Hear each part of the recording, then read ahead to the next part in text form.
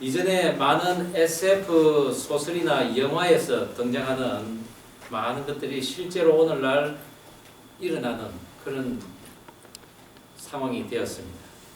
이제 그 예전에는 꿈과 같은 일들이 현실에서는 지금 일어나고 있다는 것입니다. 잠수함, 그리고 상대방을 직접 보며 통화하는 전화기, 그리고 손동작으로 마우스 기능을 하는 이런 밴드들, 그리고 홀로그램을 이용한 레이저 빛을 이용한 홀로그램 형상의 그런 사람들이 실제로 앞에 나타나서 연설하는 것처럼 하는 그런 모든 아이디어들이 실제 지금 탄생하고 있다는 것입니다. 그러나 과학자들이 이구동성으로 이것은 도저히 불가능하다고 한 인간의 이론으로는 도저히 이룰 수가 없다는 것이 하나 있는데 그것이 바로 타임머신입니다.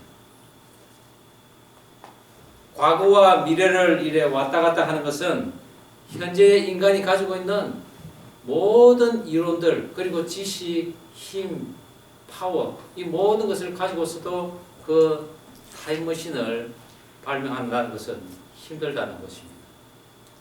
그것은 타임머신을 타고 여행하는 사람과 그리고 여행하지 않는 사람과는 서로 다른 세상이 존재해야만 가능하다는 것이죠. 어떻습니까? 여러분은 시간 여행을 하는 타임머신이 과연 어느 미래에 만들어진다고 생각하십니까? 딱 한 분 있습니다.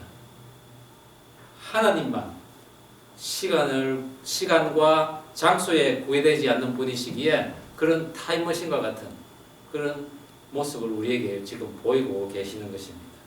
영원 전부터 영원까지 계신 하나님, 처음이요 시작이신 하나님, 처음이요 마지막이신 그 하나님, 그리고 과거와 현재와 미래를 다 살피시고 그리고 실제 존재하시면서 우리를 인도하시는 그 하나님께서 모세와 아론을 이미 창세전부터 택정하셨고 그들이 알지 못하는 일을 감당케 하시기 위해서 오늘 그들에게 나타나신 것입니다. 그리고 그 하나님의 이름을 이제 알려주시는 것입니다. 그것이 오늘 출애굽기 6장을 통해서 우리가 살펴볼 수 있는 것입니다. 모세와 아론이 내 백성을 보내라는 그 하나님의 말씀을 전하기 위해서 바로 앞에 섰지만은 오히려 무시와 조소를 당했습니다.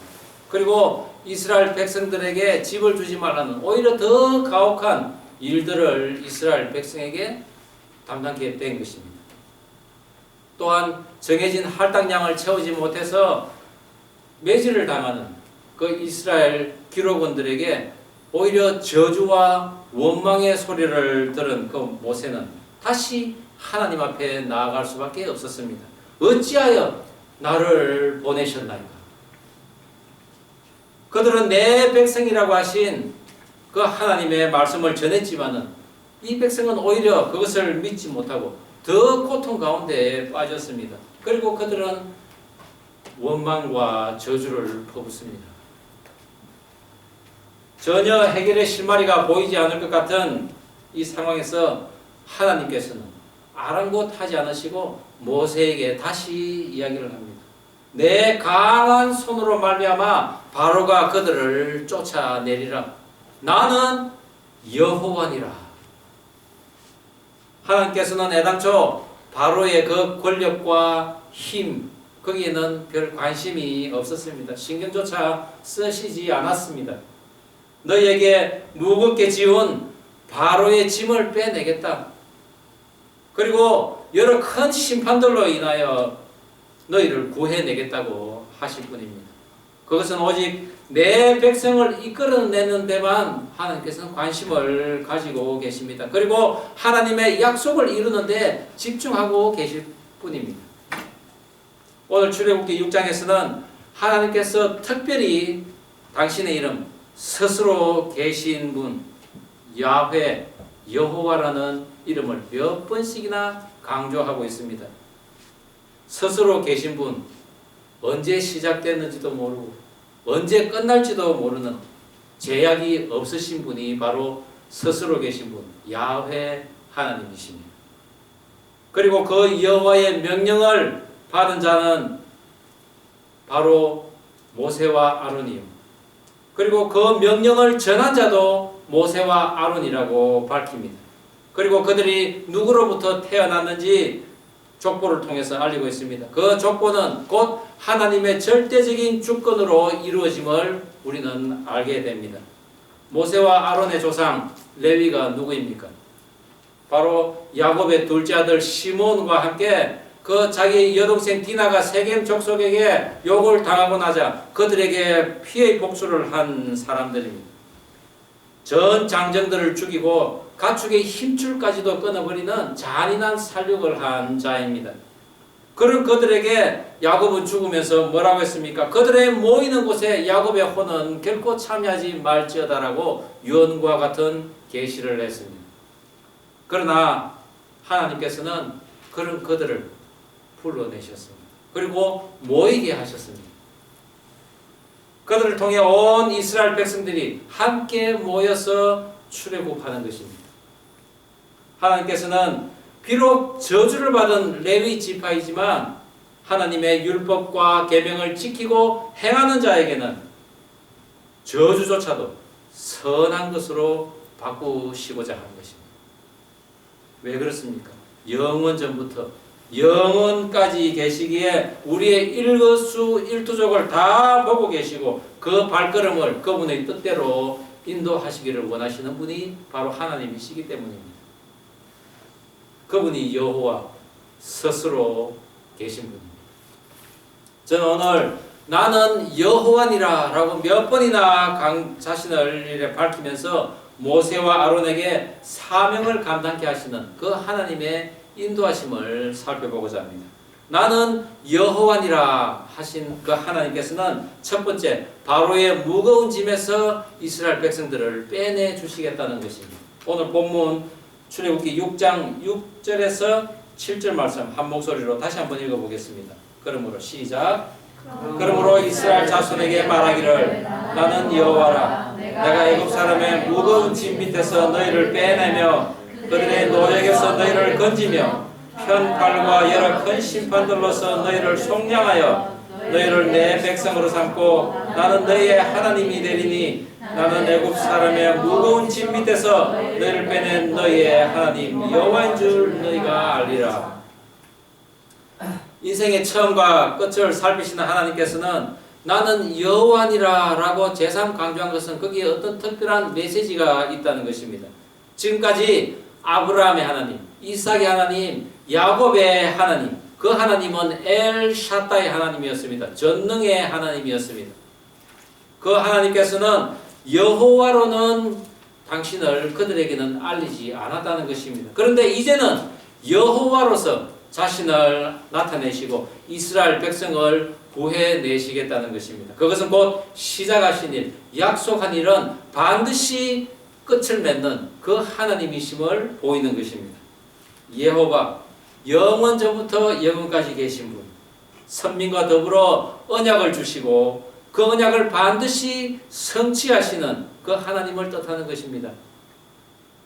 이상 중에 나타나셔서 내가 너로 큰 민족을 이루게 하리라.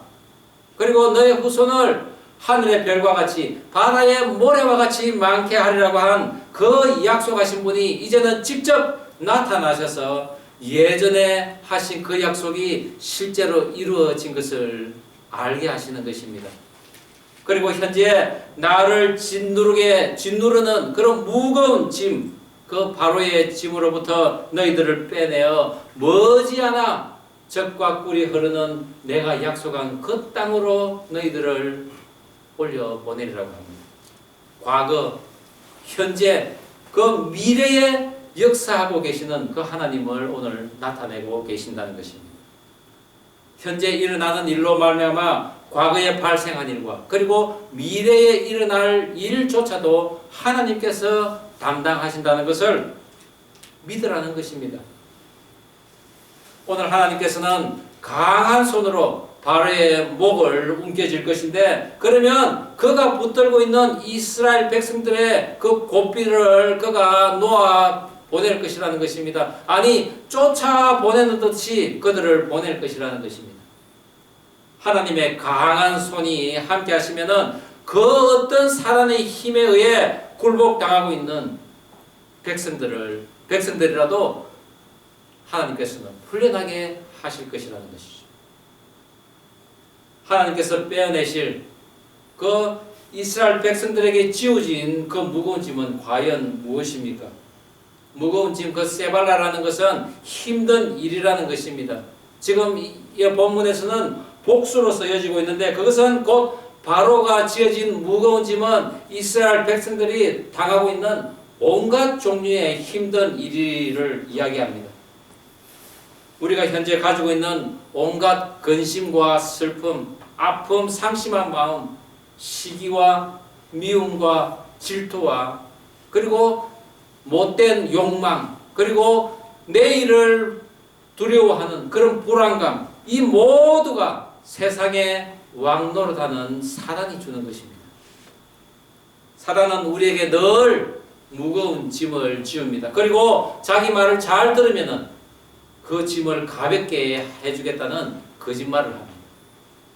그러나 사단의 종노릇이 얼마나 무거운 짐을, 그리고 얼마 동안 오랫동안 지고 살아야 하는지 우리는 깨닫지 못하고 살아간다는 것입니다. 우리가 지는 짐은 오직 사랑의 짐, 예수 그리스도의 짐밖에 없습니다. 그래서 예수님께서는 마태복음 11장 30절에 내 멍에는 쉽고 내 짐은 가벼우니라고 하셨습니다. 그러시고 수고하고 무거운 짐진 자들아 다 내게로 오라, 내가 너희를 쉬게 하리라고 하셨습니다. 나 스스로 일의 노예가 되었어 일의 족쇄를 차고 너무나 힘든 일을 하면서 지쳐버린 그 영혼들, 또는 타인으로부터 일을 너무나 많이 받아서 그 무거운 짐을 진 채 자유함 없이 일에 매달려 살아가는 그런 영혼들, 그런 영혼들이 일상생활 가운데서 안식을 할 수 있도록 예수님께서 지금 초청하시는 것입니다. 그것은 예수 안에서 아무 일도 하지 않고 그저 안식하라는 뜻은 아닙니다. 예수의 멍에와 짐을 진다는 것은 어떤 일을 하더라도 기쁨과 또한 사랑으로 질 수 있다는 것을 의미합니다. 기쁨으로, 사랑으로 감당한다면 어떠한 무거운 짐도 가벼워지는 것입니다. 그것은 곧 예수 그리스도의 십자가에서 흘린 피로 우리가 죄사함 받아야 할 때만 가능한 것입니다. 특별히 오늘 본문에서 하나님께서는 이스라엘 백성들을 바로의 손아귀에서 빼어낸다는 것을 여러 번 강조하고 있습니다. 이것은 이스라엘 백성들과 모세가 비록 괴롭고 힘들지만은 눈앞에 닥쳐온 그 고통에 집중하기보다는 오히려 하나님의 하실 일에 그들의 시선을 돌리게 하기 위함인 것입니다. 무거운 짐에서 너희를 빼내며 그들의 노예에게서 너희를 건지며 편팔과 여러 큰 심판들로 너희를 속량하며, 이 모든 단어들이 대가를 지불하고 산다는 의미를 가지고 있습니다. 하나님께서 대신 어떤 대가를 지불하고 너희들을 빼낸다는 의미가 있는 것입니다. 최근 IS, 이슬라믹 스테이트라는 그런 과격한 테러 집단들에 의해서 온 세계가 긴장하고 있습니다.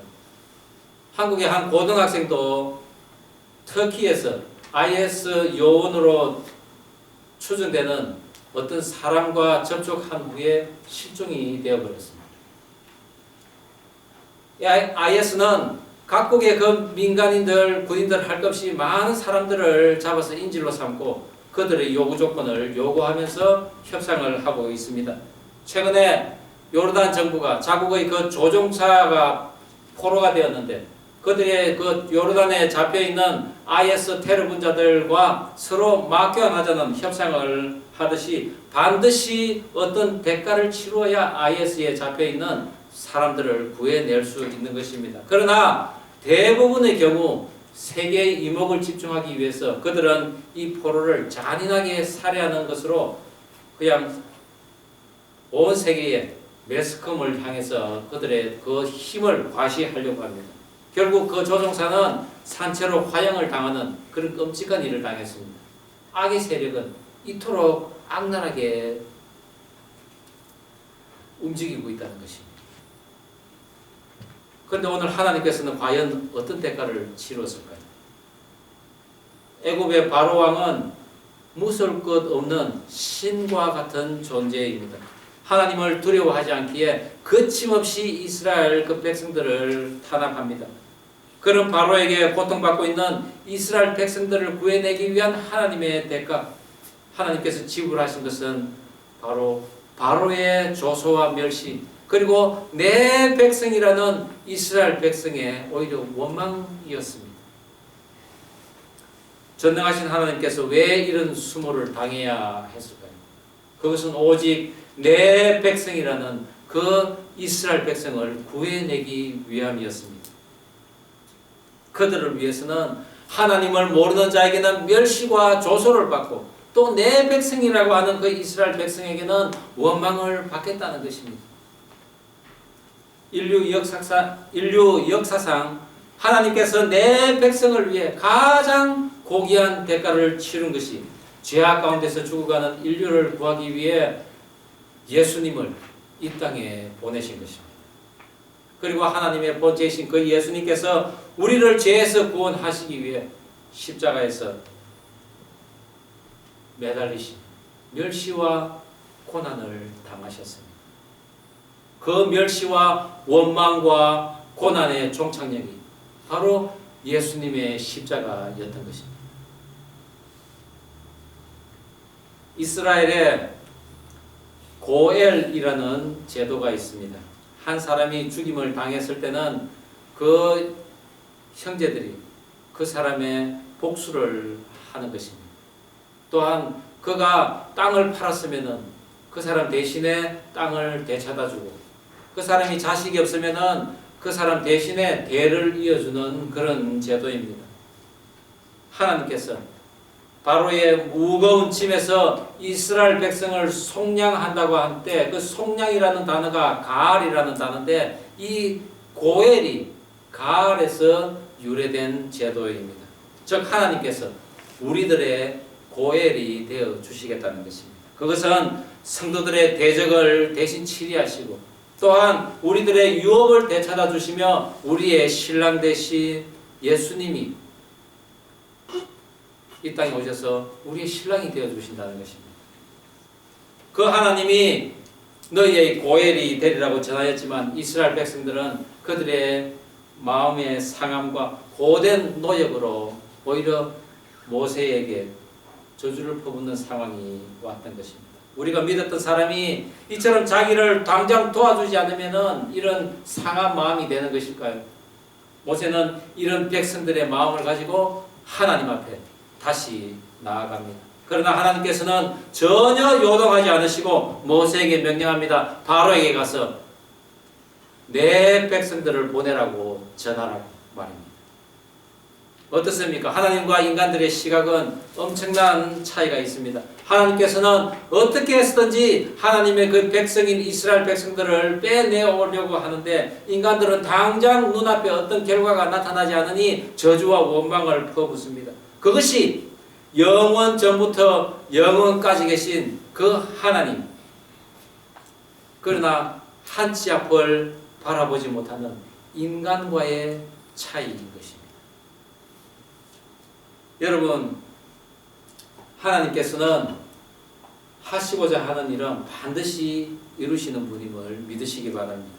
지금 당장 내 눈앞에 나타나지 않는 그런 결과로 인하여 그분께서 약속하신 것은 거짓이라고 그런 말 하지 마시기 바랍니다. 왜냐하면 하나님께서는 우리들의 아픔을 다 기억하고 계십니다. 살피시고 계신다는 것입니다.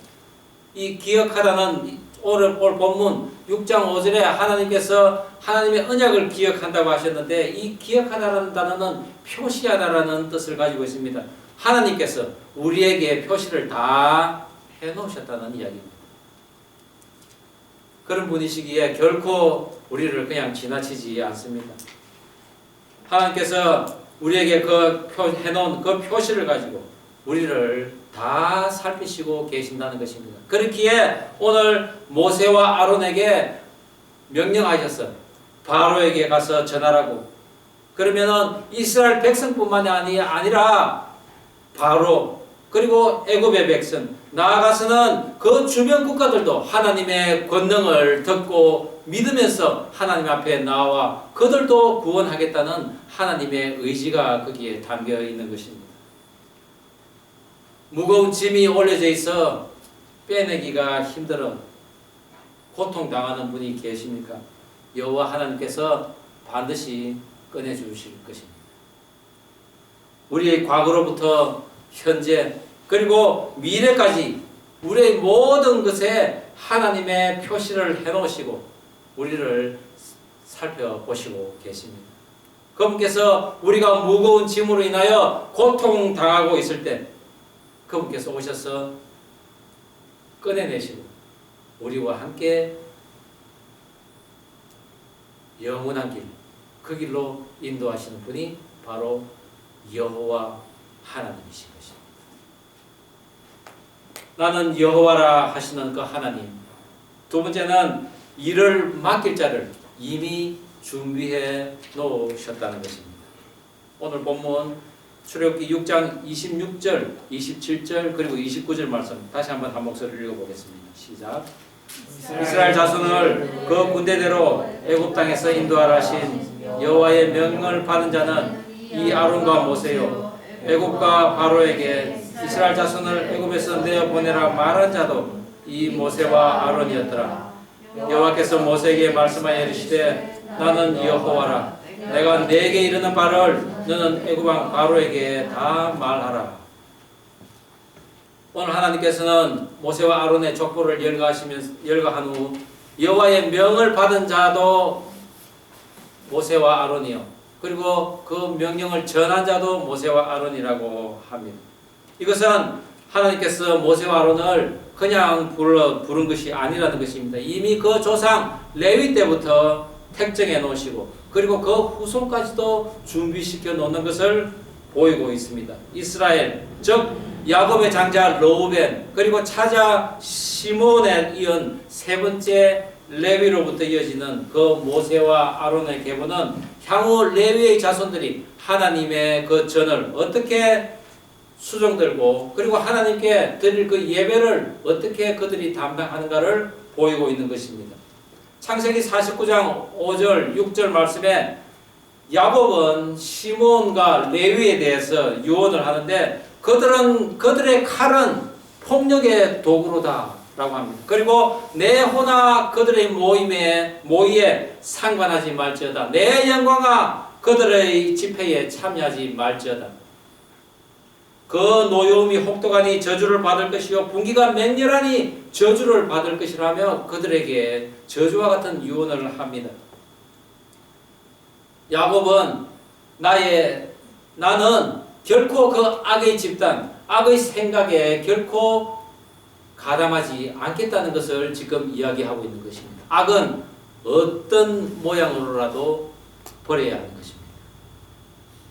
그러나 야곱의 저주와도 같은 유언에도 불구하고 레위의 장자 그 게르손의 그 후손은 후일의 성막과 그 장막 그리고 그 부속물들을 관리하는 직무를 맡게 됩니다. 그리고 레위의 둘째 고핫 후손은 성막의 신성한 그 기구들을 보관하고 운반하는 일을 담당합니다. 그리고 셋째 머라리 후손은 성막의 널판과 그 부속물을 관리하는 일을 맡습니다. 앞으로 출애굽한 이후에 광야에서 드릴 그 제사 그리고 이동 시에 운반될 그 성막의 각종 물품들을 관리할 자들이 바로 레위의 후손들이라는 것입니다. 특별히 레위의 아들이자 모세와 아론의 그 직계의 조상인 고핫은 모임 그리고 집회라는 의미를 가지고 있습니다. 그 이름대로 모세와 아론을 통해서 이스라엘 백성들을 그 군대대로 이끌어낼 것이라는 것이죠. 이제는 노예 민족이 아니라 하나님의 성전을 수행해 나갈 하나님의 군대를 그들이 이끌고 나간다는 것입니다. 그것이 바로 모세와 아론의 이름이 오늘 나타나는 이유입니다. 하나님의 거룩한 사명을 감당하는 자는 저주도 축복으로 바뀐 것을 믿으시기 바랍니다. 하나님께서는 결코 후회가 없으신 분이시지만 그렇다고 우리가 고통 가운데 절망 가운데 있을 때 결코 외면하시는 분이 아니시라는 것입니다. 왜 그렇습니까? 하나님께서는 우리와 전혀 상관없이 일하시는 분이 아니시기 때문입니다. 비록 레위와 시몬의 집회에 참여하지 않겠다는 그 야곱의 유언이 있었지만은 하나님께서는 이러한 자들도 거룩한 일에는 더러 크게 사용하시는 분이십니다. 그것이 어느 한순간에만 존재하는 신이 아니라 언제나 스스로 계신 여호와 하나님이심을 나타내는 이유인 것입니다. 오늘 레위 지파의 이름들을 살펴보면은 아므람 하나님의 백성, 헤브론 하나님과의 연합, 우시엘 하나님의 영역, 미사엘 누가 하나님과 같은가, 엘사반 보화의 하나님, 엘라살 하나님은 돕는 자시다. 대부분이 하나님과 가까이 있는 자들의 모습인 것입니다. 그러나 그 중에서 특별히 하나님의 권위에 도전한 자가 있었습니다. 바로 고라입니다. 레위 자손 중에 모세의 사촌쯤 됩니다. 그는 모세와 아론의 그 제사장직과 지도자적인 그 권위에 대항하여서 하나님의 분노를 샀습니다.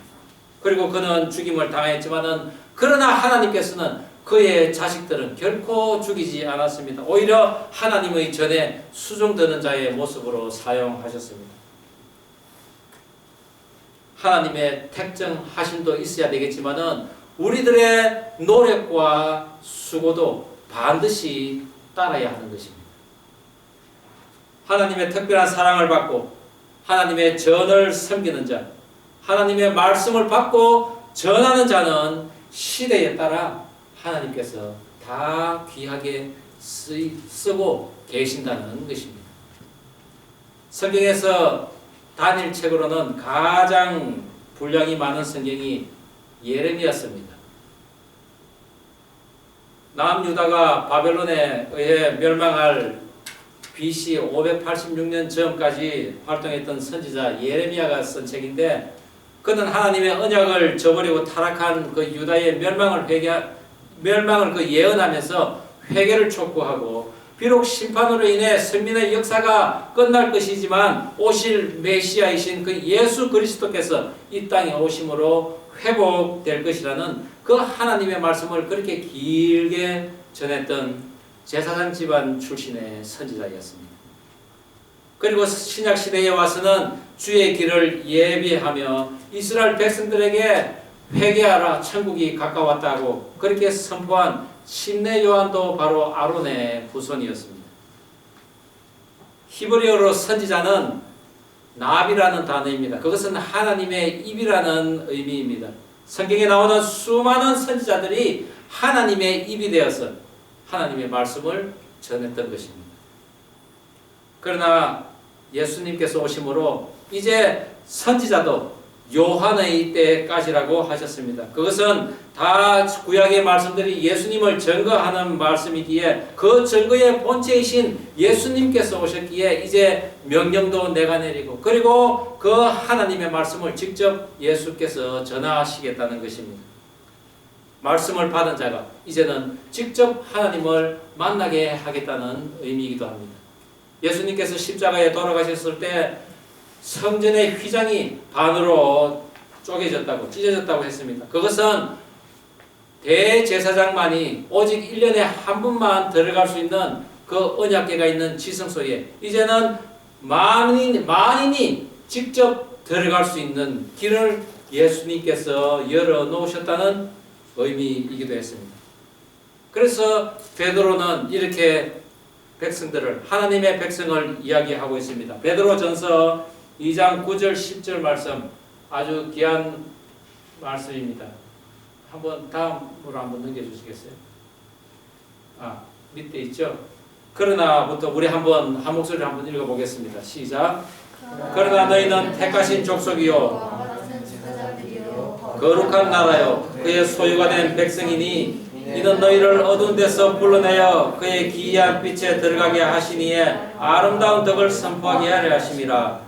너희가 전에는 백성이 아니더니 이제는 하나님의 백성이요 전에는 긍휼을 얻지 못하더니 이제는 긍휼을 얻은 자니라. 저나 여러분이 오늘날 하나님의 말씀을 받은 자들입니다. 그리고 그 하나님의 말씀을 전하는 자들이 되어야 할 것입니다. 우리가 지금까지 어떤 삶을 살았던지 이제는 하나님의 택하심을 받은 자의 모습으로 살아가기를 바랍니다. 우리가 하나님의 말씀을 받고 전하는 그런 삶을 살아갈 때 우리의 현재는 물론이요 미래 그리고 우리 후손의 후손까지 하나님께서 인도하실 것입니다. 우리가 하나님의 말씀이 떠나지 않는다면 우리 중에 어느 누구도 그냥 내버려 두지 않으시는 하나님이십니다. 결코 우리를 헛되게 사용하지 않는다는 말씀입니다. 나는 여호와니라. 나는 여호와니라. 우리가 과거로부터 여전히 헤어나지 못하는 그런 아픔이 있습니까? 지금 오늘날 나를 짓누르고 있는 고통 가운데 우리가 아파하고 있습니까? 내일 다가올 그 불확실한 그 미래에 대해서 우리가 불안해하고 있습니까? 태초부터 우리를 살피시고 계신 그 여호와 하나님께서 오늘 우리를 살피시고 우리에게 말씀을 하실 것입니다. 그 하나님의 말씀에 불복하고 저항하는 고라의 인생이 아니라 그 하나님의 말씀을 받고 전하는 가운데 하나님 주시는 복된 삶을 살 수 있는 저와 여러분 되기를 주의 이름으로 축원합니다. 기도하시겠습니다. 우리 이 시간 다 함께 잠깐이나마 기도하면 좋겠습니다.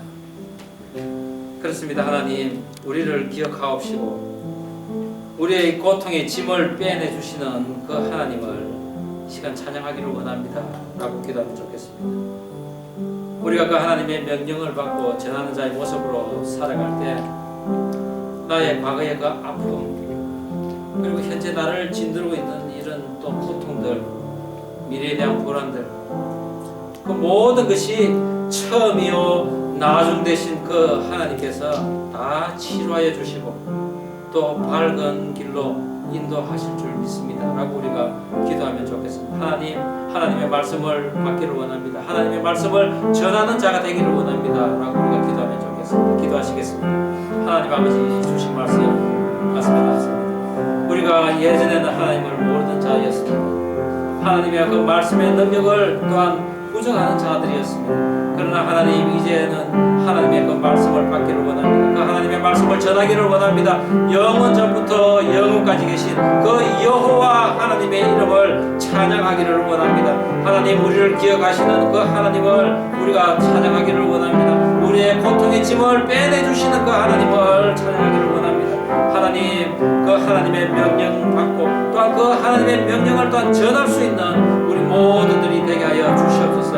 우리 지금 과거로부터 매여 있는 그런 사슬들 다 끊어지게 하시고 오늘날 나를 얽매이고 있는 나를 눌리고 있는 그 무거운 짐들 벗어 벗게 하여 주시옵소서. 그리고 미래의 그 불확실한 그런 불안들 다 하나님 말씀으로 걷어가 주시옵소서. 우리를 빼내 주시옵소서.